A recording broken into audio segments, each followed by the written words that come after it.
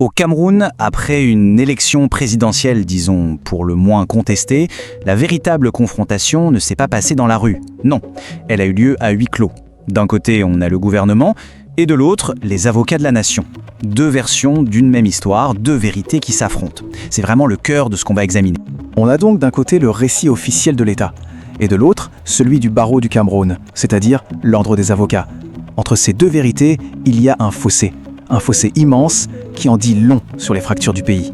Tout ce conflit s'est vraiment cristallisé au cours d'une seule réunion, une réunion à très haute tension.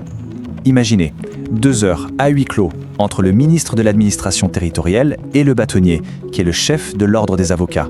Le but, essayer de réconcilier ces deux réalités qui semblaient irréconciliables. Alors, le premier gros point de désaccord, et c'est peut-être le plus fondamental, ça concerne le bilan humain de la crise, le décompte des victimes, des personnes détenues, et c'est là vraiment que les deux versions commencent à diverger de manière assez spectaculaire. La version du gouvernement, elle, se présente sous forme de chiffres, de statistiques. Le ministre énumère le bilan officiel. 1 mort dans la région de l'Ouest, 3 dans le Nord, 3 autres dans l'Est, et puis 9 dans le littoral. C'est un décompte qui se veut factuel, presque clinique. Mais pour les avocats, ces chiffres sont très très loin de raconter toute l'histoire. Et la réponse du bâtonnier est percutante. Ce qui est fascinant ici, c'est qu'il change complètement de perspective. Il ne nous fait pas que contester les chiffres, il conteste la méthode.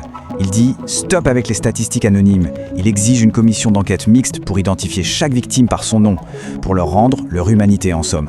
Sur la question des détentions, alors là, la contradiction est encore plus directe, encore plus flagrante. Le ministre affirme qu'il n'y a plus personne en garde à vue administrative. C'est une forme de détention sans supervision immédiate d'un juge. Mais le bâtonnier, lui, rétorque « non seulement il y en a, mais on vous a donné des listes, des noms et leurs lieux de détention ». C'est vraiment parole contre parole. Mais le débat ne s'est pas arrêté là, sur les chiffres. Très vite, la discussion a basculé vers des accusations bien plus graves, des accusations qui touchent au cœur même des droits humains et du traitement des citoyens. Et c'est cette question qui a ouvert la porte aux révélations les plus troublantes de la réunion. Le bâtonnier a alors mis sur la table une série de directives présumées qui, si elles sont vraies, sont d'une gravité exceptionnelle. Premier point, selon le bâtonnier. Un ordre écrit aurait été donné par le gouverneur de la région du littoral. L'instruction, stupéfiante, refuser les soins médicaux aux personnes qui ont été blessées pendant les manifestations.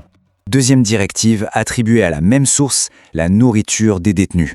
On leur aurait tout simplement refusé de les nourrir. C'était à eux ou à leur famille de se débrouiller. Une mesure qui évidemment pose de très sérieuses questions sur les conditions de détention. Et enfin, un ordre militaire aurait été transmis aux hôpitaux. En gros, les blessés des manifestations, il faut les soigner, oui, mais surtout ne pas les libérer. L'armée viendra les chercher directement.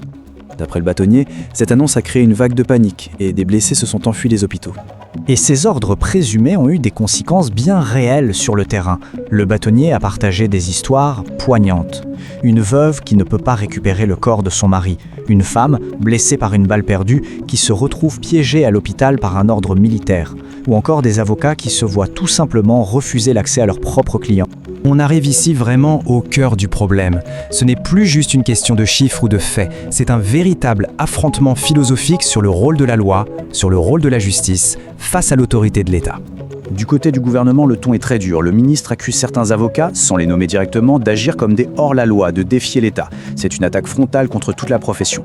La réplique du bâtonnier est un rappel ferme au principe du droit.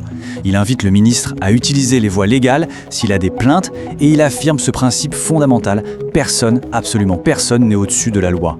Le point crucial, c'est vraiment cet appel à la procédure, à l'égalité de tous devant la justice. La position de principe du barreau est donc limpide.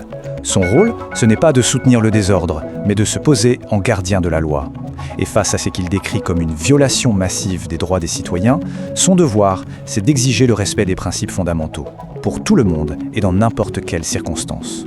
Sans grande surprise, après 2 heures d'une confrontation aussi directe, la réunion s'est terminée sur un constat d'échec. Aucune résolution, aucun accord. Le fossé entre la vérité de l'État et la vérité du barreau est resté béant. On se quitte donc sur cette question. Lorsque l'institution qui est chargée de maintenir l'ordre et celle qui est chargée de défendre la loi présentent des réalités aussi incompatibles, où est-ce qu'on trouve la vérité?